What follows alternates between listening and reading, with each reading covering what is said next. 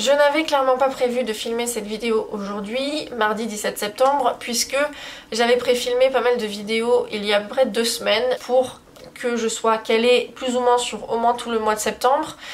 Et puis finalement, en la visionnant au montage, la vidéo que je voulais uploader demain, eh bien je me suis rendu compte qu'elle n'était pas cadrée comme je le voulais, et aussi j'ai oublié de dire des choses qui m'importaient beaucoup. Donc je m'étais dit en l'éditant, bah tu sais quoi, c'est pas grave, je la refilmerai le mardi 17 septembre en rentrant de France après les quelques jours donc passés à Bordeaux avec ma famille. Sauf que je ne m'étais pas attendue à ce que je tombe malade.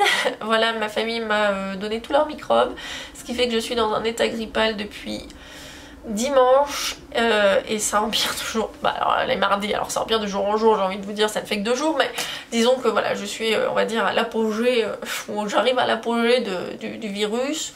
Enfin je ne sais même pas d'ailleurs si c'est un virus, mais vous voyez ce que je veux dire. Et du coup je suis lessivée, j'ai des courbatures partout, j'ai tout le chest qui me fait ultra mal, j'avais le nez qui coulait de ouf. Du coup je me suis dit ça compromet un petit peu le fait de filmer une vidéo aujourd'hui, mais comme je vous l'ai dit dans ma vidéo de la rentrée, je me suis vraiment fixé un objectif d'être plus sérieuse avec YouTube, même si c'est que pour moi, même si plus personne ne les regarde, etc. etc.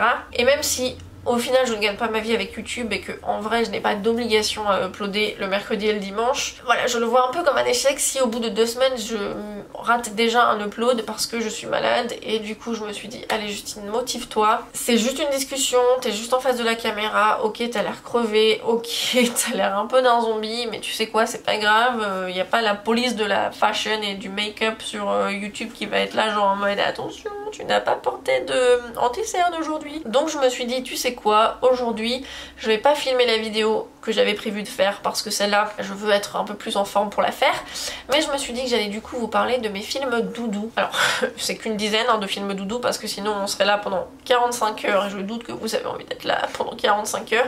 Je prends ma petite tisane parce que ça m'aide un petit peu déjà avec la gorge et puis ensuite ça me réconforte un petit peu. Il y en a un petit peu qui est tombé. Parce que mes films doudou, c'est ce qui m'aide un petit peu quand je suis pas bien et que je suis pas trop le moral et que j'ai pas la santé. C'est ce qui m'aide à passer au moins 1h30 tranquille. Les romances et les comédies romantiques, c'est parmi mes films préférés. J'ai grandi et baigné dedans parce que ma mère aimait beaucoup ce genre également. Voilà, même s'il y a un côté goût amer aussi parce que ma maman me manquait énormément ces derniers temps. Bah tout le temps, mais en particulier ces derniers temps. Du coup j'aimerais bien pouvoir les voir avec elle, ou j'aimerais bien lui en parler, lui conseiller, etc. Mais quand même ça me donne un petit peu ce côté réconfortant et chaleureux, et ça me rappelle vraiment les après-midi passés sur M6 avec maman à regarder les films que mon frère qualifie un peu de Halo de Rose. Et du coup je me suis dit que j'allais profiter de cette vidéo pour vous parler de 10 de mes films doudou, ou bien préférés, ou bien que j'ai l'impression qu'ils sont pas très connus, ou bien que j'ai regardé récemment. Il y en a plein d'autres, mais encore une fois je serai là pour la nuit des temps. Donc voilà, je vais juste vous parler un petit peu très rapidement des films en vous mettant les images des affiches, etc., histoire que vous puissiez vraiment visualiser. Du coup le premier que je vais mentionner dans cette vidéo c'est Leap Year ou Donne-moi ta main avec Amy Adams et Matthew Good, que vous pouvez voir en ce moment il me semble dans Discovery of Witches, que je n'ai pas regardé parce que je n'avais pas trop aimé le livre, mais j'adore l'acteur donc j'aimerais bien regarder la série. Et Amy Adams que je ne présente plus, hein, elle était dans Enchanted, etc. Ce film je l'ai découvert il y a pas si longtemps que ça, alors qu'il est sorti il y a des années, je sais pas comment j'ai fait pour le rater. Et bref, c'est l'histoire donc de Amy Adams qui arrive à Dublin pour pour demander en fiançailles son copain parce que il ne l'a toujours pas fait, et qu'il y a cette tradition à Dublin où sur une certaine journée, eh bien c'est à la femme de proposer en fiançailles à son mari ou à son petit ami, et où en gros ça fait un petit peu le conte de fées qui se réalise, etc. Et évidemment ça ne se passe pas du tout comme elle le voulait, mais j'adore ce film, vous pouvez même pas imaginer, c'est vraiment tellement sympa. De un parce que les acteurs sont géniaux, l'alchimie qu'il y a entre les deux est dingue, et évidemment moi j'ai jamais été visiter Dublin, mais vous savez que j'adore le Royaume-Uni, donc voir un petit peu les paysages c'était vraiment en mode genre j'ai tellement envie de partir à Dublin et d'aller dans une petite voiture faire un road trip et puis peut-être rencontrer un Matthew Goodbees, je ne sais pas, mais voilà je vous le recommande vraiment. Donc Donne-moi ta main, parce que si vous aimez les acteurs ou que vous aimez les comédies romantiques, typiquement là c'est vraiment mais la cerise sur le gâteau. Le deuxième film que je vais aborder c'est It's Complicated ou Pas si simple, exemple, avec Meryl Streep, Alec Baldwin, qui d'autre? Attendez, je regarde mes notes. Steve Martin ou John Krasinski, que j'aime beaucoup. Tout le cast est assez phénoménal, j'allais dire infernal. Phénoménal. Alors, je suis pas une grande fan de Alec Baldwin, mais Meryl Streep et les autres, j'adore beaucoup. Pour être tout à fait honnête, c'est un film que j'ai regardé ce matin dans l'avion, que j'avais téléchargé sur Netflix, parce que vous savez, sur téléphone ou tablette, on peut télécharger du contenu pour visionner quand on n'a pas accès à internet. Et je l'avais jamais vu, et pareil, je crois que c'est un film qui est sorti il y a un bail déjà, mais j'ai vraiment beaucoup aimé. C'est un film qui raconte un petit peu l'histoire de deux personnes, Meryl Streep et Alec Baldwin, qui sont divorcés depuis 10 ans et qui se retrouvent une soirée et qui se passe des choses entre eux. C'est dans le trailer, ou enfin dans le synopsis, donc je vous spoil rien du tout. Et puis qu'on se le dise, avec les comédies romantiques et les romances, en vrai il y a peu de choses sur lesquelles on est complètement pris par surprise. Tout ça pour dire que du coup ça couvre un petit peu le divorce et aussi voilà, le sentiment d'être seul, surtout que ce sont des personnes du coup qui ont entre la 50 et soixantaine, et c'est vrai qu'arrivé à un certain âge, parfois c'est peut-être un peu difficile, bon, déjà à mon âge je le trouve, c'est difficile potentiellement de rencontrer quelqu'un d'autre ou de se dire est-ce que je suis bien seule, etc. Donc j'ai vraiment apprécié que ça parlait du divorce et de la solitude chez les personnes de cette tranche d'âge là. Après j'avoue, j'ai pas particulièrement apprécié la dynamique de famille. Je trouvais que par contre ça c'était pas très bien abordé, j'ai pas très bien compris, ça arrivait un peu comme un cheveu sur la soupe à des moments, mais voilà, j'ai vraiment aimé. John Krasinski est vraiment trop drôle dedans, Meryl Streep est vraiment super, donc si vous ne l'avez pas vu, je vous recommande. Pas le film de l'année, mais vraiment bien. Un film que j'ai découvert également il y a à peu près un an, qui est sorti il y a pas si longtemps que ça, par contre je crois qu'il est de 2018, donc il est, finalement j'ai dû le voir à sa sortie. C'est Forever My Girl avec Alex Rowe, qui joue aussi dans La Cinquième Vague, c'est, attendez, je me souviens plus de son nom, Evan Walker, et avec, attendez, je regarde encore, Jessica Roth ou Rothenberg, je ne sais pas exactement. J'ai mes petites notes, hein, je suis désolée, mais c'est parce que je voulais rien oublier. J'adore ce film. Mais alors déjà, dès qu'il y a un aspect un peu musical dans un film, typiquement généralement j'adore, mais celui-là en particulier, autant Alex Rowe dans La Cinquième Vague en tant que Evan Walker, j'étais un petit peu en mode genre je sais pas, je l'aimais beaucoup, mais j'étais un peu quand même bon, je me fais pas tout à fait mon avis. Mais alors dans ce film, dans Forever My Girl, il est génial, je l'ai trouvé mais oh, il me fait vivre des émotions, c'est dinguissime. Pareil, Jessica Roth ou Rothenberg, je ne sais pas son nom de famille, qu'on peut apercevoir vraiment mais très peu dans La La Land. Je la connaissais pas vraiment et j'ai vraiment bien aimé sa façon de jouer. Mais c'est plus ouais le feeling de ce film, l'émotion qui en ressort, et voilà, c'est l'histoire donc d'un gars qui est musicien et qui en gros abandonne sa copine à l'église, et en fait donc qui revient 8 ans plus tard, et du coup c'est les découvertes, et puis qu'est-ce qui s'est passé, pourquoi elle revient, et puis etc. Bref, voilà, j'ai adoré, les personnages sont vraiment attachants, et ouais, il se passe pas grand chose, il se passe des choses, mais il se passe pas tant grand chose dans le film, mais vraiment c'est l'émotion qui en ressort qui moi me touche énormément, et le jeu d'acteur de Alex Rowe qui m'a vraiment beaucoup plu. Sur le même type, j'ai envie de vous recommander Carrie Pilby, qui est un film que j'ai découvert quand je suis arrivée en Angleterre, et pour être tout à fait honnête, quand je l'ai vu je ne savais pas vraiment de quoi ça parlait, puisque j'ai tendance à ne pas du tout regarder les synopsis quand j'entre dans un film ou dans un livre d'ailleurs, et quand je l'ai vu je me suis dit ok, c'était un peu le film pour moi typiquement, puisque c'est l'histoire d'une jeune fille qui est complètement paumée, on va dire, à la sortie de l'université, et en fait qui a perdu sa maman, et voilà, je me suis vraiment retrouvée dans ce personnage, je l'ai trouvé ultra attachant. L'actrice qui s'appelle Belle Powley, je l'ai trouvé géniale, c'était ultra émouvant, je l'ai vu qu'une fois, donc à voir comment je le ressentirai aujourd'hui, mais c'est vrai que voilà, 6 mois après la mort de maman, clairement ce film il m'a vraiment bouleversée, et voilà, je me souviens que j'avais vraiment beaucoup aimé. Donc à voir si avec un deuxième visionnage ce soit le même ressenti qui en ressort, mais vraiment je vous le recommande parce que ça fait 1 an et demi que je l'ai vu, et pourtant c'est le film, il ne m'a pas quitté, on va dire. J'y pense encore de temps en temps.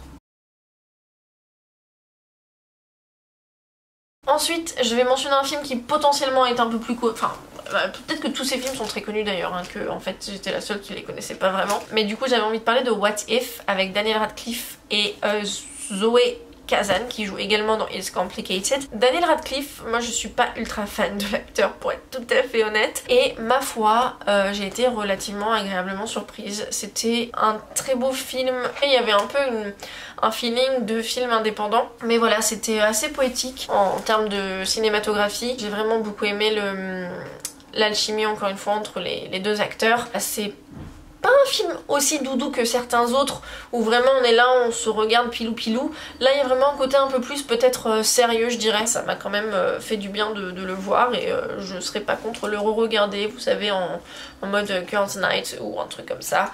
Donc je vous le recommande aussi si vous ne l'avez pas vu. Un truc un peu plus fun, c'est Set It Up ou Petit coup monté, qui est sorti aussi l'année dernière il me semble, ou en début d'année, je ne sais plus. Avec, attendez, je vous donne les noms, Zoe Dutch et Glenn Powell, ou Powell, je ne sais pas. J'ai vraiment adoré ce film, c'était vraiment un truc ultra fun, vraiment popcorn. Pareil, j'ai adoré la chimie entre les deux personnages. En gros ils essayent de, comme le dit Petit coup monté, ils essayent de rapprocher leurs deux boss parce que ils sont typiquement des accros au travail et que du coup ils ont pas de vie à côté, etc. Ça donne vraiment lieu à des scènes assez rigolotes, et voilà, j'ai vraiment bien aimé le contexte. Et typiquement tous les films qui se passent à New York dans ce contexte comédie romantique, j'adore. Moi tout ce qui se passe à New York malheureusement, mais I'm sold, I'm really sold, j'adore ça, ça me rappelle des souvenirs de fou à chaque fois, et du coup clairement je trouve que New York c'est presque dans ce genre de film un peu un troisième personnage qui moi voilà, ça me parle tout de suite. Ensuite, un autre film que j'ai vu sur Amazon Prime, c'est Two Night Stands, ou Aventure d'un soir. J'ai regardé sur Google pour avoir les titres en français. Et donc c'est avec Annalee Tipton et Miles Teller. Et là, pareil, j'ai été assez agréablement surprise.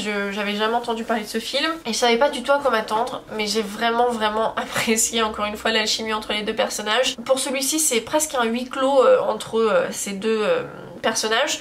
En gros, c'est deux personnes qui sont sur des applications de rencontres, et il y en a une, si je ne me trompe pas, qui a complètement un peu oublié, enfin abandonné l'idée de rencontrer quelqu'un, et l'autre, bon je vais pas en parler davantage, mais en gros ils se retrouvent à se rencontrer sur cette application de rencontre et à passer une nuit ensemble. Et en fait c'est un blizzard encore à New York il me semble, et du coup ils se retrouvent coincés ensemble dans cet petit appartement à Brooklyn, si je ne m'abuse. Et voilà, j'ai vraiment beaucoup aimé. J'ai trouvé que comparé à d'autres comédies romantiques, il y avait vraiment des idées ultra intéressantes justement sur cette culture de rencontrer des gens, d'être célibataire, d'être dans des relations où on n'est pas forcément heureux, etc. Donc voilà, je vous le recommande sincèrement, parce que pour moi ça a été vraiment quelque chose où j'en attendais rien du tout, vu que j'en avais jamais entendu parler, et j'en suis ressortie en me disant ah ouais, c'était vraiment un bon film en fait, ça m'a vraiment plu. Et voilà, j'ai beaucoup aimé les acteurs aussi. Miles Teller, je pense que je l'avais déjà vu dans autre chose, et pareil pour Annalee Tipton, et je me suis dit typiquement ce serait des acteurs que j'aimerais revoir dans d'autres films, parce que j'ai trouvé que voilà, ils étaient vraiment présents dans le scénario, et voilà, j'ai vraiment eu l'impression d'y croire. Pas juste d'être en train de regarder un film, mais d'apprendre sur la relation de deux personnes qui existent vraiment. Donc voilà, vraiment un bon film je trouve. Et maintenant je vais vous parler de 3 films Hallmark. Alors je sais pas si vous avez déjà entendu parler de ces films Hallmark, mais c'est un petit peu justement la chaîne qui fait plein de films sur l'automne et Noël. Et donc les 3 films que j'ai regardés ce week-end, c'est Harvest Moon, Autumn Dreams et October Kiss. Je vous les recommande les 3 parce qu'ils sont vraiment sympas. Typiquement c'est le film où il faut boire ça avec un chocolat chaud. Alors clairement à Bordeaux il faisait 35 degrés, donc comment vous dire que c'était pas trop l'ambiance, mais je me suis dit que si je les re-regardais, je le re-regarderais sous ma couette avec un chocolat chaud. Et c'est vraiment les films un peu cocooning, cosy, où vraiment c'est 1h30 où on pense à rien d'autre, et on lève les yeux au ciel, on se dit mais qu'est-ce que c'est que ça, et en même temps ça fait du baume au cœur, en tout cas pour moi. Pour Harvest Moon, c'est en gros l'histoire de la fille de la ville avec le garçon de la ferme, et voilà, je vous laisse imaginer comment ça se termine.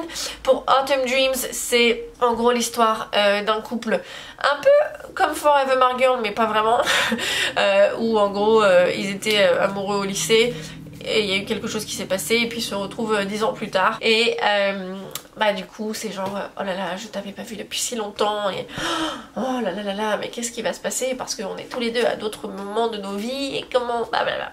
Très très sympa. Et October Kiss, c'est en gros l'histoire du mec qui travaille trop, qui est veuf, et la femme à côté qui elle est célibataire et qui est un petit peu une femme enfant. Ils vont être amenés à travailler ensemble et je vous laisse également imaginer la suite. Donc voilà, c'est vraiment le genre de film où on sait déjà comment ça se termine, on sait exactement comment ça va se dérouler, mais à côté de ça c'est tellement chaleureux, c'est tellement pas prise de tête. Il y a plein de problèmes avec ces films là, on le sait, les comédies romantiques, tout ça, même si ça manque d'originalité, même si ça manque de représentation, même si moi je ne peux pas m'empêcher de les regarder et je me suis toujours dit c'est vraiment quelque chose que j'aimerais faire, d'écrire une comédie romantique ou une romance et potentiellement de la réaliser, etc. Ça a toujours été un petit peu dans les rêves que j'ai dans ma tête où je me dis ah moi aussi j'aimerais bien faire ça.